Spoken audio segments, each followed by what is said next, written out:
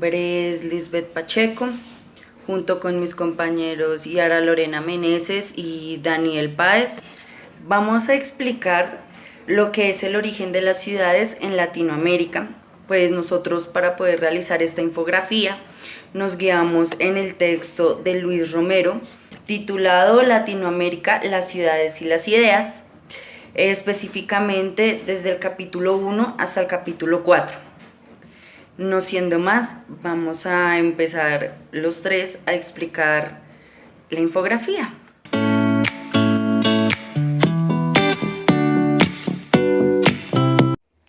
En primer momento podemos encontrar tres citaciones parafraseadas del texto de José Luis Romero, en donde pues la primera nos menciona que para poder mencionar los constantes cambios que existieron económicamente exigieron uniones entre la burguesía y el señorío. Llevaron a ciudades, y esto llevó pues a las ciudades capitalistas. Todo este proceso que existió sobre los constantes cambios económicos dentro de Europa, los constantes intentos o pruebas que se realizaron sobre la economía y la manera en cómo se iba a cambiar o a modificar, generaron en la sociedad pues en varios conflictos, porque pues los de abajo seguían siendo los de abajo y los de grande élite seguían siendo los de grande élite. Esto pues generó esto fue más o menos en el siglo XV a XVIII, mencionado por el autor, y nos remonta de que pues al final del capítulo número 2 al final del capítulo número 1 nos menciona que esto llega a suceder, todos estos cambios generaron una sociedad capitalista, una nueva entrada a una sociedad capitalista. A lo largo de la lectura nos menciona otros métodos económicos, otras posiciones económicas que pues más adelante se van a ver. Y todo esto influyó pues para la construcción de la ciudad y de las ciudades en América Latina. La segunda citación que encontramos, citación parafraseada que nosotros elegimos, es las ciudades hidalgas de Indias. Estas fueron las primeras ciudades españolas en Indias, dando alusión a la realidad y a la ideología. Estas ciudades, por un lado, tienen categorías tanto ideológicas como políticas propias de su metrópolis y por lo tanto un rasgo económico. Muchas de estas transformaciones que se dieron en lo económico y en lo político influyeron para la construcción de la identidad de la persona y de las ciudades. Entonces cada ciudad se caracterizaba por algo en específico, puede ser en costumbre, puede ser económico. Y la tercera y última citación parafraseada que entre todos escogimos del texto de Luis Romero fue: en Europa existieron dos grandes expansiones, las dos en siglos diferentes, pero ambas con la misma finalidad: generar un crecimiento económico grande y una estabilidad económica, mejorando los estratos económicos de la población. La finalidad de estas dos grandes expansiones, la primera pues se hizo dentro de Europa, tratando de ampliar los territorios para generar más economía, y la segunda expansión que se dio a finales del siglo XVIII, inicios y finales del siglo XVIII, se dio en América Latina. Es ahí donde empieza pues toda esta transformación para que las grandes empresas sigan dando gran poder. Y pues la población tenía muy entendido que el poder para la burguesía no solamente significaba poder, sino también significaba plata, oro en ese entonces, o pues cuestiones monetarias. A continuación seguirá mi compañera Lorena con la explicación de la siguiente parte de la infografía. Muchas gracias. Hola, soy Lorena Garzón y voy a dar continuidad a la explicación del texto de José Luis Romero.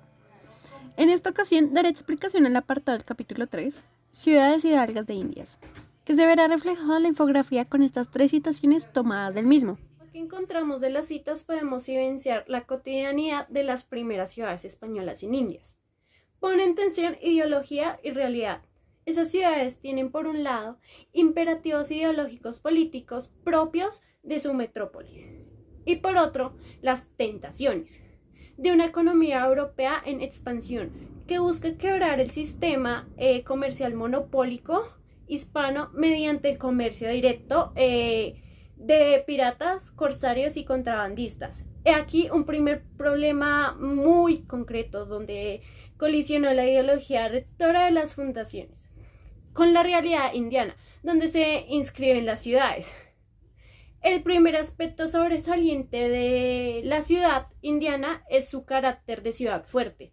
Este pasaba por, en primera instancia, asegurar la defensa frente a las insurrecciones de Indias y en segundo lugar, asegurar la defensa frente al saqueo de corsarios y piratas. Así y todo, la diversificación de las actividades y en especial de las económicas ligadas al comercio ilegal o contrabando hizo que la ciudad fuerte simplemente fuera una ciudad.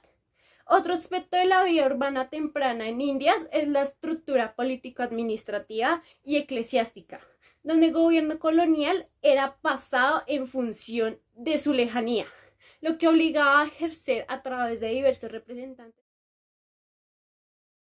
Sobre el capítulo 4 que hace referencia a la ciudad criolla, donde desde un punto de vista social, político y económico nos van a hablar sobre las consecuencias que se tuvo a partir de las reformas borbónicas y también sobre las ideas de la Ilustración. Primero comenzar hablando que la población peninsular española que habitaba acá en América era muy poca respecto a los criollos, mestizos, indígenas y esclavos que hacían gran parte de la población de este continente en esta época.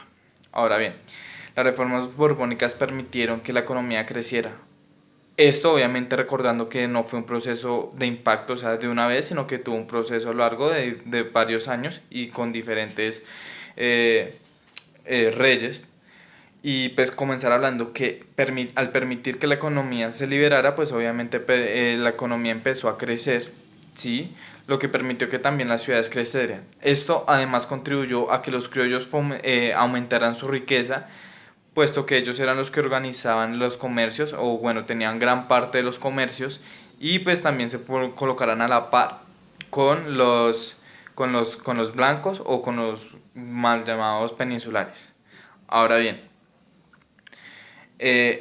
las reformas borbónicas también impedían que a pesar de que los criollos alcanzaran grandes niveles de dinero, gran prestigio, no pudieran gobernar porque las reformas borbónicas impedían o veían a las personas habitantes de América como inferiores, lo cual generaba malestar en las personas criollas y hacían que estos dos chocaran mucho, ya que pues antes de que ellos estuvieran, los Habsburgo permitían que los criollos pudieran acceder a estos cargos públicos. Ahora bien, esto también se veía mucho en las castas, las cuales eran muy importantes en esta época, a tal punto que era primordial en la realización de cualquier tarea saber de qué casta eras y de dónde pertenecías. Además de esto también se podía ver en la ropa, ya que de ahí se definía si una persona era de clase alta, sí, que por lo general eran las altas castas criollas y también las élites blancas, o si eras más de una casta más baja. Esto también las reformas pudieron, con la Ilustración, incentivadas por la Ilustración, incentivaron a la culturización del continente, es decir, invirtieron en bibliotecas, en colegios, en expediciones, que lo que hicieron irónicamente fue alimentar en las personas esas ideas de los derechos del hombre, que personajes como Antonio Nariño, quienes aquí en Colombia las transcribieron al español, pues incentivaron a ese sitio como de revuelta, como de malestar entre las personas para generar así las condiciones de una revuelta.